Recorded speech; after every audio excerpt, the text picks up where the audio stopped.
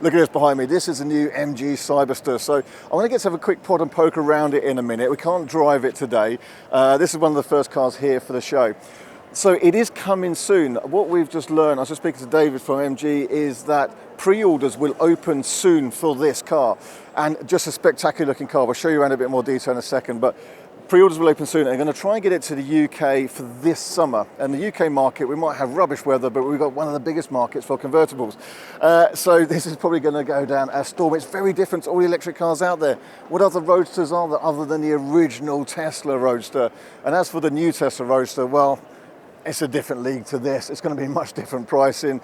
Now, in terms of pricing, we don't know what this is going to be priced at yet. They won't say, but it will be announced fairly soon. There are going to be just two versions for the UK by the sound of it. In different markets, there's a couple of battery sizes, but in the UK, it's going to be a 77 kilowatt hour battery, and then the choice of either the four-wheel drive or just the rear-wheel drive version.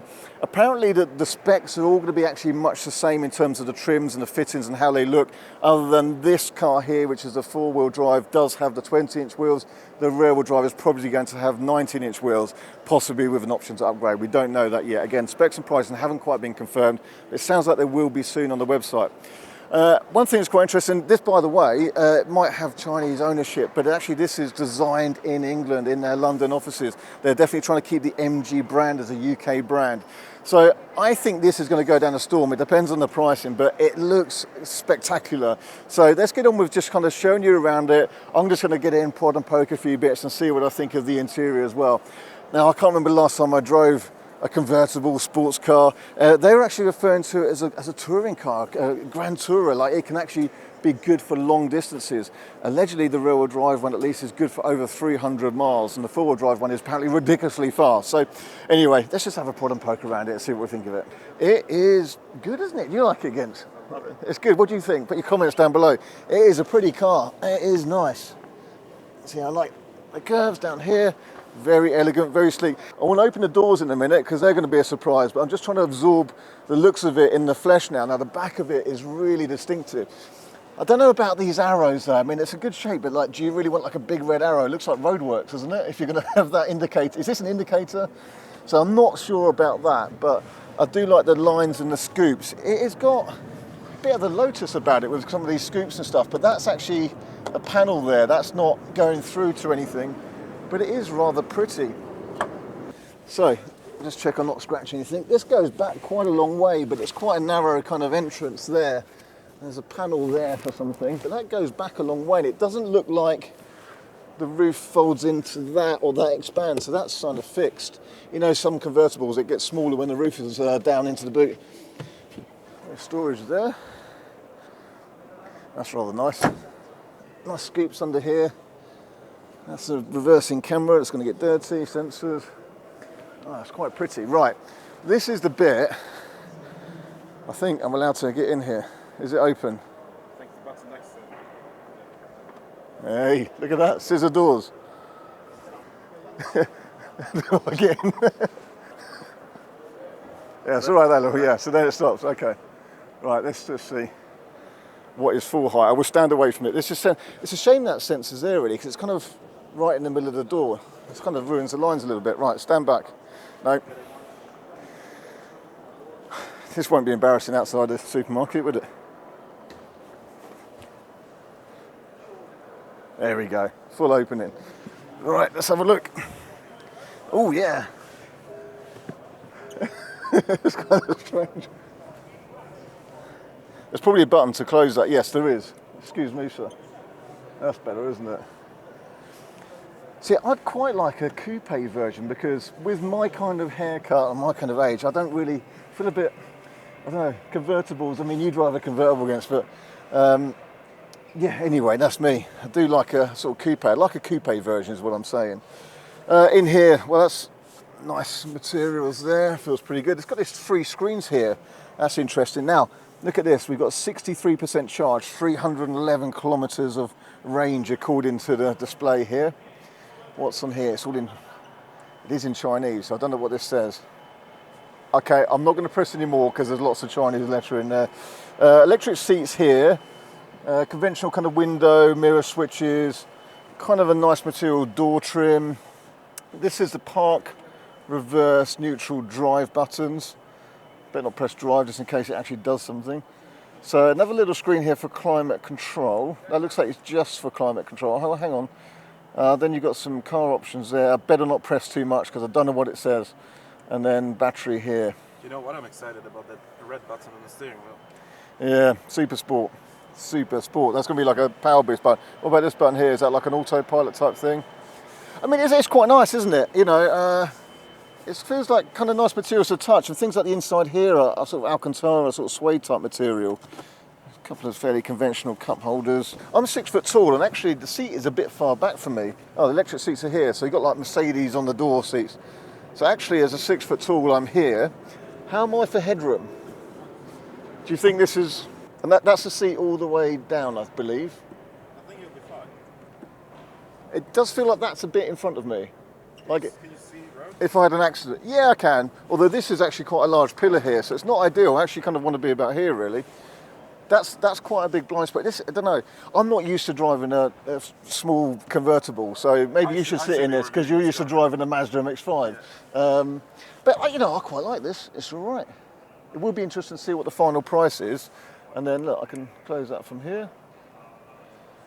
It looks like there's a button on the door as well, so let's do that. Do you think I'm allowed to do the roof? Yeah, go on. Here we go. Here it comes. Let's see how much space I've really got. Open door. I'm going to close the door. Everything's happening at the same time. Right. So that was a switch just down here. So how am I now? Yeah, I'm okay. It's just, I guess this is a bit full. Maybe I just need to adjust my driving position, a bit more laid back perhaps. There we are. This is quite reasonable. So yeah, look, nice materials. Like even the sort of headline here is all Alcantara. They're going for a premium kind of feel, but then when you get to here, that's a slightly harder plastic. Yeah. I don't know, it's nice. I like the little, I'll try and show you when we get out in a second actually. There's little kind of Allen key bolts in the doors here. There's a couple of paddles on the steering wheel, which this one on the right says mode. This one says recovery system. Yeah, let me open the roof. You ready? This is the bit that you do as you're driving down the high street, I guess, isn't it? To reveal my shiny bald head. There we go. I reckon this would be a bit of fun. I do like the look of it. And I would have the rear wheel drive one, and I reckon if it's a bit lively on the back, it'd be a great thing. It feels nice to be in, feels like a whole. I guess the only thing I'm sort of thinking as I'm here is that this is kind of quite close to my face. But what I want to do actually is figure out how to get out the car, which is this button here. That lifts up. There is a button on the door here, and what I was saying is I quite like these kind of little bolt details here. But that's a bit far away to reach, really. But you just use the button in the dashboard here. So the only thing that's a bit clumsy then is how close you are to the door when it opens and how sensitive it is. So when you get out, I guess that's when you use this one. It's probably the easiest way to close it. So let's just, so I want to stand here as the door opens. It doesn't let me, just stand here when the door opens. And it stops. So when the door opens, It's very similar to Model X. yeah, I'm just sort of seeing how, like if I'm here, is it okay with that? It makes sense. Yeah, you just have to come around to the side. So I let it off. That's all about it. I presume that's a sensor there as well. Yeah. Yeah. But just put it there, as I said. Anyway. Look, it's about the looks of this thing, isn't it, really?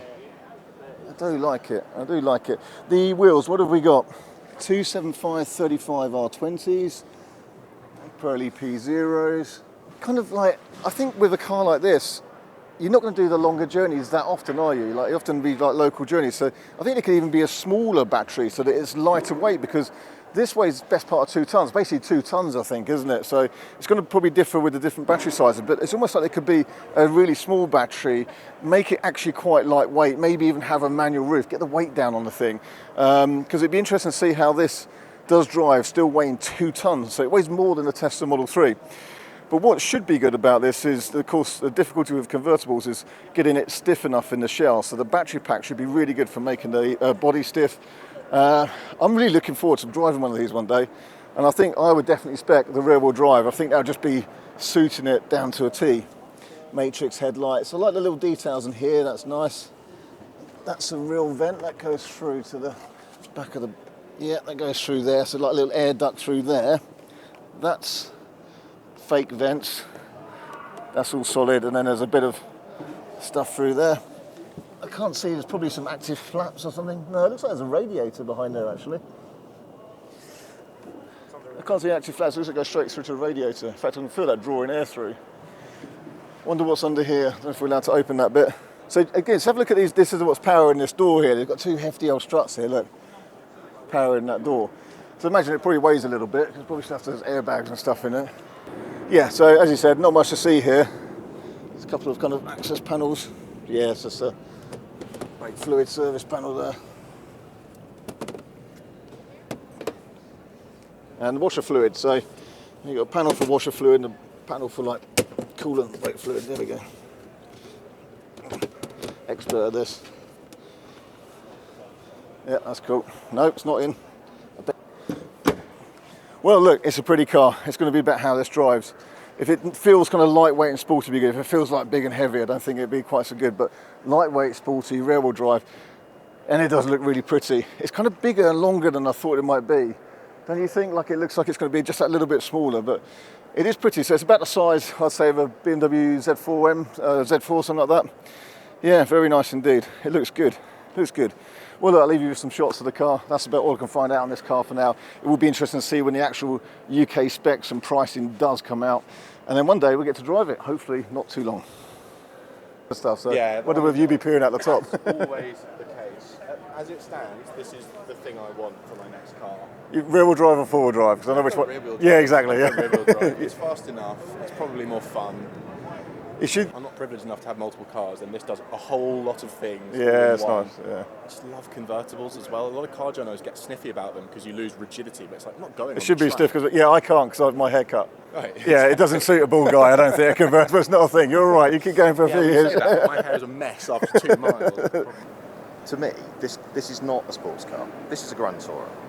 So you have this for big journeys as well, yeah. Yeah, absolutely. I picture like a convertible being like you whisking around the countryside a little bit and going through town and showing off a little bit. But that's what convertibles are, isn't it? They're basically show-offs. I guess when it's this size, and any like adaptive suspension and stuff like that in this kind of thing. Not particularly. Just what if you like adaptive dampers or something like that? No, not okay. particularly. I mean, we've done a lot of vehicle preparation and sort of testing work in the UK. Yeah. So we have an engineering team in Longbridge. So we get development cars very early. So we do a lot of the sort of bringing them up to sort of European spec. Okay, that's good. Done Yeah. in the UK. So Yeah. there's a number of modifications that we've done on the car to make it, more ready for particularly the UK with our roads. So is there going to be a difference between the cars that are made for the UK and made for, say, the China market? There'll be subtle Yeah. differences. Okay. That's what suspension tweaks and stuff like that. Yeah. Exactly. Okay.